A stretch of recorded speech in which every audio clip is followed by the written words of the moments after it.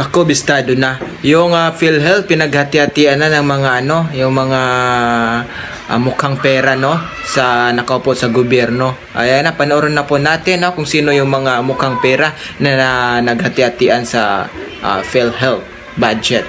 Mainit ang naging sagutan sa Senado matapos questionin ni Senador Coco Pimentel si Senador Grace Poe, chairperson ng Senate Finance Committee, kung bakit kailangang i-zero ang budget ng PhilHealth sa susunod na taon. Gayong napakahalaga nito sa mga mahihirap nating kababayan para sa kanilang kalusugan. Laking pagtataka din ng ilang senador kung bakit naibalik ang budget ng AKAP na 26 billion pesos na nauna nang na-defund ng Senado sa pangunguna ni Senadora Amy Marcos. Tila nabisto naman si Grace Poe na siyang nakipagsabwatan kay Martin Romualdez upang maibalik muli ang bilyon-bilyong pondo para sa ayuda program dahil nagkasundo ang dalawa na may parihong access sa naturang pondo nang sa ganon pwede ring makapagbigay ng ayuda ang mga senador. Imbis na DSWD labang ang may saklaw dito. Nag-viral pa nga ang isang larawan na kung saan ginamit ng anak ni Senador Grace Poe ang ayuda sa pangangampanya dahil tumatakbo pala itong party list representatives. Ay kaya naman pala Madam Grace Poe ay may tinatagong agenda ka pala kaya mo pinayagang maibalik ang budget ng ayuda. Diyos ko po. Kaya naman hindi maiwasang mapakomento ng ilang dismayadong netizens at ayon pa nga sa kanila di lahat nakakakuha ng ayuda. Namimili din ang mga tao sa bawat balwarte nila. Anong nangyari na sa'yo po? Halatang bumaliktad ka, nabayaran ka na din, maraming magagalit sa'yo. Walang kwentang administrasyon, magnanakaw na administrasyon, pulpul na speaker, gusto nyong patayin ng mga Pilipino. Pera ng taong bayan yan na nilalaan sa kanilang kalusugan. Ang lagay, kalusugan yung gumaganda, hindi ang mga mahihirap. Mas lalong naghihirap ang mga nagpapakahirap magbayad ng contribution ng PhilHealth. Wala kayong puso sa mga mahihirap. Magnanakaw kayong mga nakaupo. Romualdez, Marcos, iisa lang talaga ang lahi nyo. Magna. Senador po, bakit ordinaryong tao ang dapat parusahan o disiplinahin nyo? Dapat mga opisyal ng PhilHealth na appointed ni PBBM.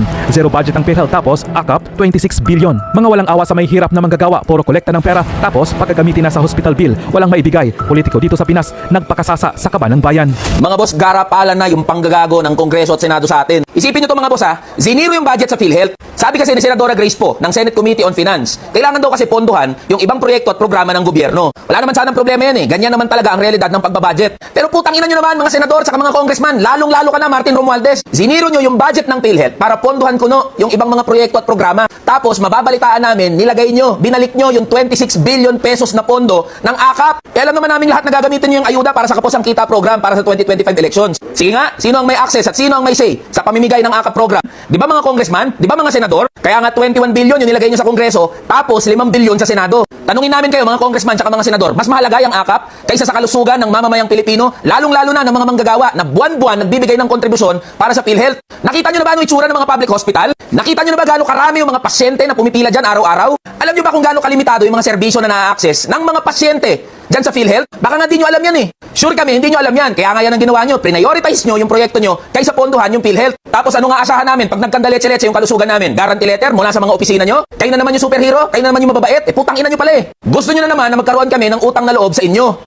Mga boss, ito yung issue na dapat nangingialam at nagsasalita na tayong lahat. Buhay at kamatayan, nating ordinaryong Pilipino, nating mga manggagawang pinag-uusapan dito. Huwag tayong pumayag, nagaguhin ng mga congressman at ng mga senador, ni na Martin Romualdez, ni na Grace Poe, at lahat ng kabilang dyan sa BICAM Committee. Singilin natin yung mga yan, kalampagin natin yung mga yan, lalong-lalo na karamihan sa mga senador at congressman na yan, nagpapabango kasi tatakbo uli yan sa 2025. Ibalik nyo ang pondo ng PhilHealth, huwag nyong nakawin ang pera namin. I'm just pointing out the fiscal space that Congress has freed up under programmed appropriations. Yun po, that's what I'm pointing out. And bago malimutan, we also freed up 74 billion pesos, 74.4 billion pesos sa PhilHealth subsidy. Tama po yun, which is under programmed appropriations. Tama po? Yes, Mr. President. Why did we have to do that, Mr. President? Sa dami na ng hindi pa tayo makakame up ng total amount of the fiscal space which we have freed up sa programmed appropriations because hindi natin alam yung how much of the 373 billion of new items under unprogrammed appropriations came from program. Hindi pa natin alam But we will add to that the MPBF, we add to that the PGF na mga freed amounts plus the 74 of the PhilHealth. Kinailangan pa ba natin na i-zero talaga si PhilHealth to free up 74 billion pesos, Mr. President? I know, Mr. President. That's also the question of many. And I've thought about this long and hard.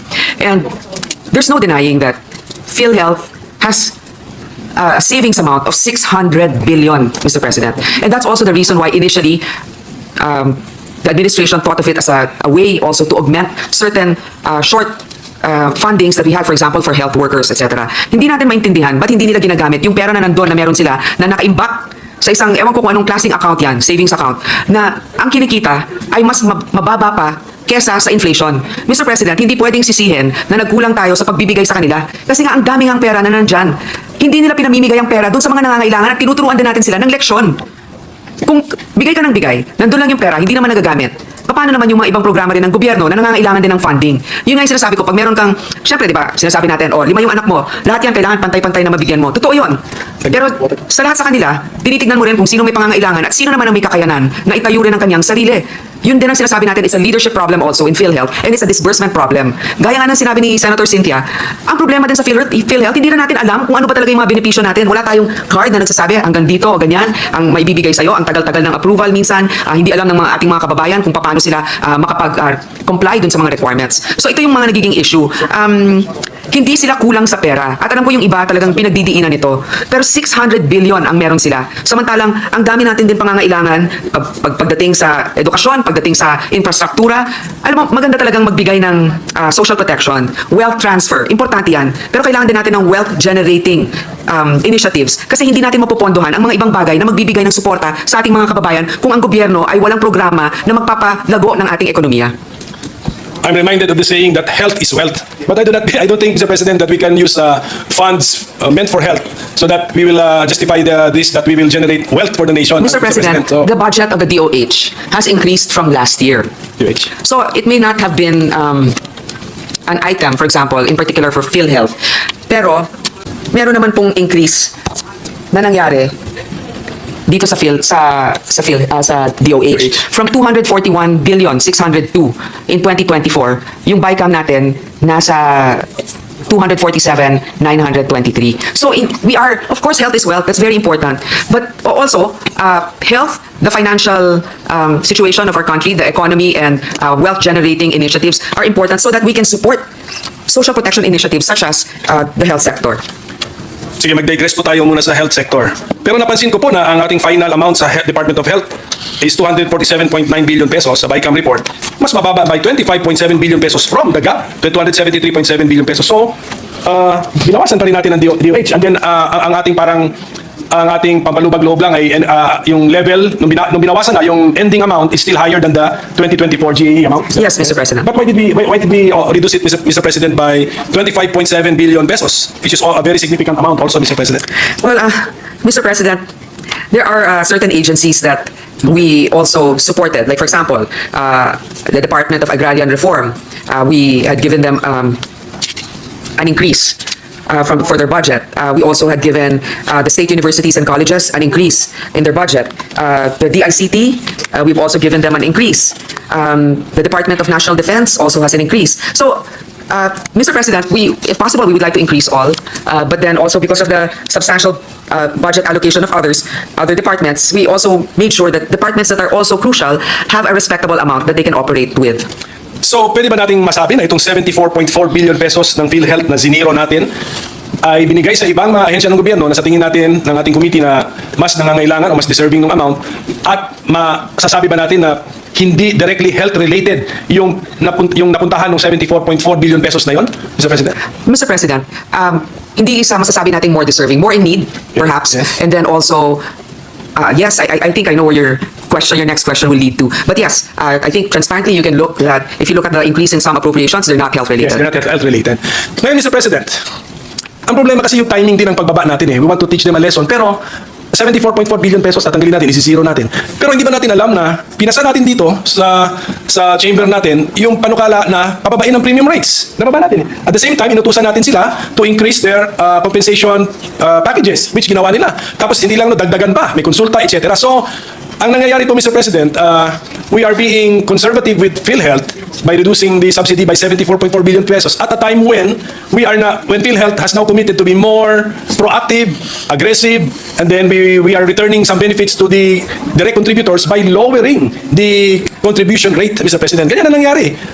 So, parang hindi makatuwiran yung makatuwiran yung 74.4 billion pesos reduction, wrong timing pa.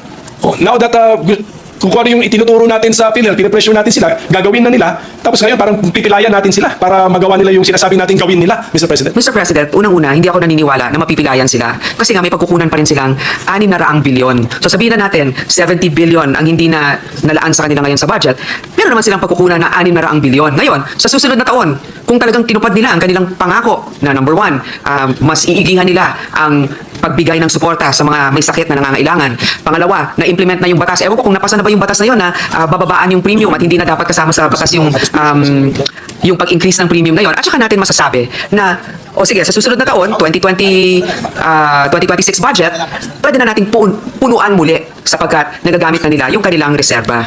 Nakalimutan ko nga i-mention na pinush ko nga sila na magkaroon ng dental services at ngayon nababasa natin that they are also offering dental services, Mr. President. Exactly, Mr. President. I think this can be evaluated.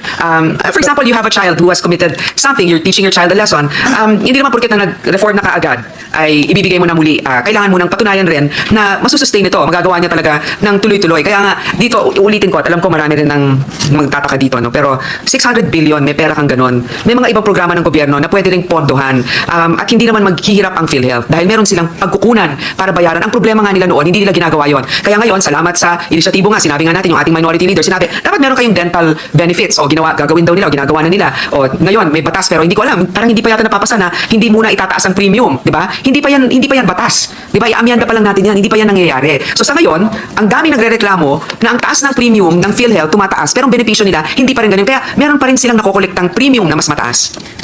Unfortunately, I think when we apply the formula for what is to be remitted to PhilHealth under the UHCA, this is based on actual revenues or collection. So, wala pong reason na masabi natin it will be an unfunded mandate kasi if the collection is zero, percentage of zero is zero, pero may collection eh. So we have to, if the sponsor will allow me to read the provisions. No? Ano ba dapat ang binibigay sa PhilHealth? Utos ng Universal Healthcare Act. Revenues from excise tax on sugar-sweetened beverages. 50% of total revenue shall be allocated, may word pa na exclusively, to PhilHealth. 80% nito. 80% of the 50%, tama? To PhilHealth, okay. Revenues from excise tax on alcohol products. 50% of total revenue shall be allocated exclusively to PhilHealth, to the tune of 80% of that 50%. Revenues from excise tax on tobacco products. 50% of total excise tax collection from tobacco products shall be exclusively used for exclusively allocated to PhilHealth to the tune of 80% of that 50%. And then revenues from excise tax on heated tobacco products and vapor products, from the total revenues, PhilHealth must be given 80% for the implementation of the Universal Healthcare Act.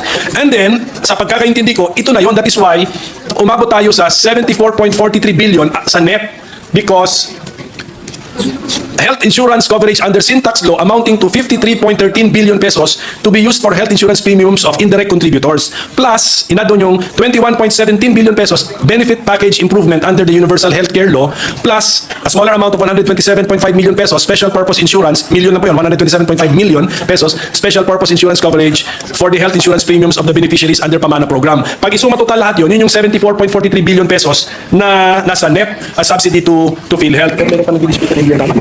Although I must hasten to add na meron pa nga nagdi-dispute dyan that if you properly apply the formula, it should even be a bigger amount than the 74.43 billion pesos. That's the point, Mr. President. And then na-zero na natin. And then admittedly, ang destinasyon nung na-free up na 74.4 billion pesos, aminado tayong hindi sa directly health purposes, Mr. President. So that's what happened to PhilHealth, Mr. President. So it's a different this is my opinion, Mr. President.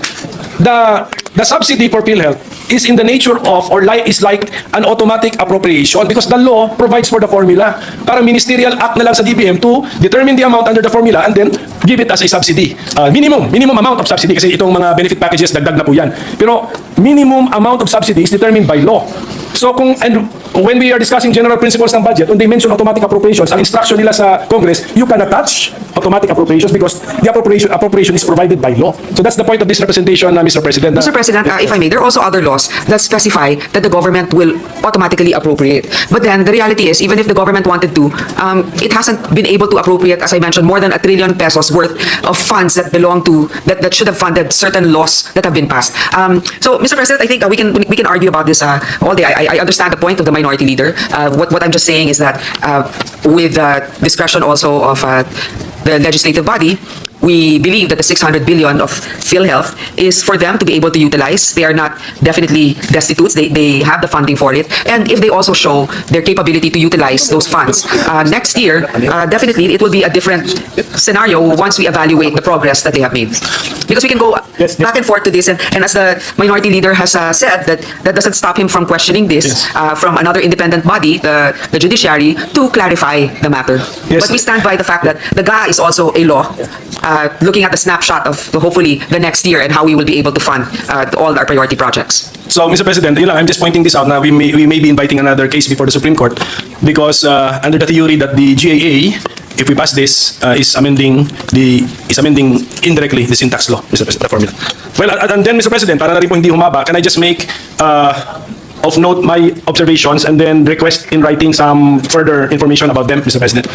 So, for example, we increased the Office of the President budget by 5.4 billion pesos. Ang tanong na lang siguro why, in writing na lang po.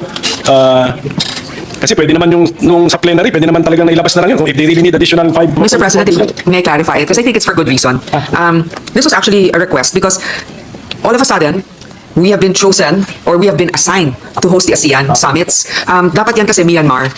For some reason, some delegates said na they're not comfortable because maybe of some political situation in Myanmar, and the next is the Philippines. So that's exactly the amount that is needed for the ASEAN. That is the only addition because when they did the NEP, wala pa yung designation sa atin.